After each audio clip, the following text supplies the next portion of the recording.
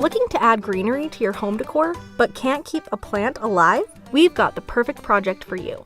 Today, we're going to teach you how to create an adorable pom-pom cactus. For this project, you'll need fabric scissors, a 2.5-inch terracotta pot, a hot glue gun, a hair comb, and 2 skeins of yarn in your choice of colors. I picked a gorgeous eucalyptus and a bright orange color.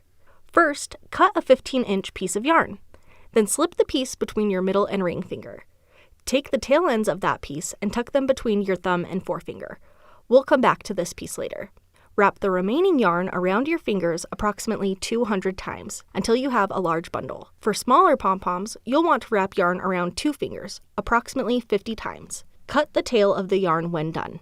Remember that original piece you tucked away? You're going to snag the ends of that piece and tie a half knot around the middle of the bundle, pulling tight. Now, slowly remove the bundle from your fingers and finish tying the loose pieces into a strong knot. With a little trimming, this will eventually become your pom-pom. Hold the bundle with the loops facing up and down, then cut through the loops, creating a very fluffy pom-pom. The next step is the fun part. You get to shape the cactus. Trim the ends of the pom-pom. Use your hair comb to fluff it out between trimmings. You'll repeat this same process for the smaller pom-pom. Once you're satisfied with the size and shape of your pom-pom, line the inside edge of the terracotta pot with hot glue. Adhere your pom-pom to the inside of the pot. From there, you can trim your pom-pom a bit more to make sure it's got the look you want.